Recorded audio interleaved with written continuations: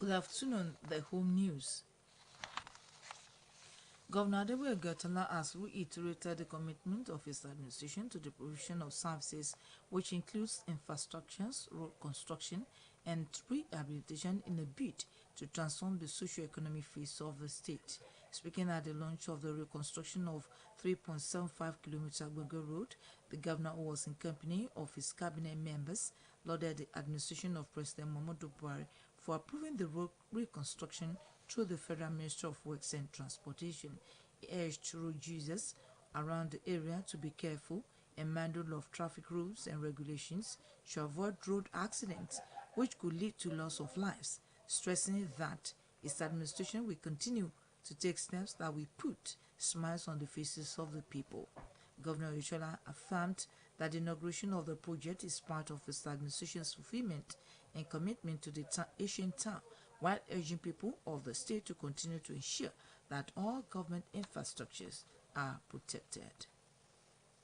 The State Police Command has paraded 3 suspected criminals, among whom were a 36-year-old medical doctor, Abbas Adio, 28-year-old Wahab Ahmed, and a 31-year-old Adegoke Ayobami. Mr. Lokode was represented by the Police Populations Officer SP Yemisi Okmalola, while parading the suspects at the State Police Command, stated that one of the suspects, Abbas Adio, was clamped down and arrested in the street upon the receipt of a distress call from Edo State Police Command that a Toyota Camry was snatched in Benin and tracked to Osun. According to the police, one of the suspects, who claimed to be a medical doctor, traveled from Kwara State to Benin in July this year and engaged the services of a cab driver identified as Emmanuel Uyobo, who is now deceased, whom he exchanged contact with and befriended. The police commissioner noted that the suspect, who had maintained communication with the victim, agreed to buy the car from him for 1.4 million naira, but ended up injecting him with a substance suspected to have led to his death. He made away with the car after dumping his corpse in a nearby bush. The suspects confirmed the stories to newsmen.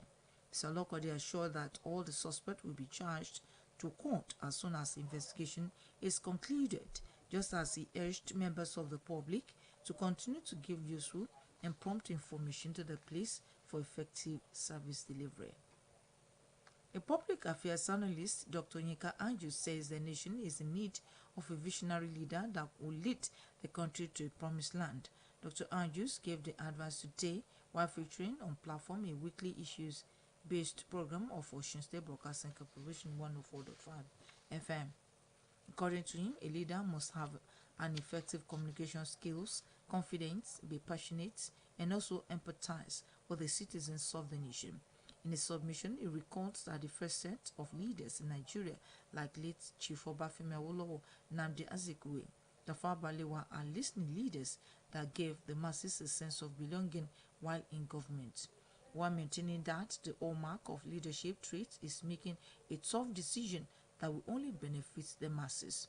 Dr. Andrews stressed that followership should also succumb to the rules made by the leaders positively for the betterment of the society. He added that a good leadership or a good followership must have a good management of ego, work ethic, courage, critical thinking, and time management. A traditional leader, Oba Ogboni Adetoye Olakisan, has called on youth to shun thuggery, hooliganism, and violence as the 2023 general election is around the corner. Oba Ogboni Olakisan gave the advice while speaking with OSBC correspondent in Imesili Obokun local government area of the state. He said such acts would at the end disrupt their future and render them unproductive for their family and the country at large. Ogboni had therefore encouraged youth to always embark on meaningful activities that will impact positively on their lives and their communities, while urging them to desist from any attempt by the politicians to use them as tools. A day-old baby girl has been rescued by a good Samaritan in Ilerin, Ijesha, in the States after being abandoned in a bush by an unknown person. A release signed by the coordinating director, Minister of Women, Children and Social Affairs, Mr. Chide Falade. The release explains that all efforts made by the police and the ministry to locate their parents proved abortive. Mr. Falade therefore appealed to members of the public to assist in locating the relatives or parents of the baby. And that was the home news. Good afternoon.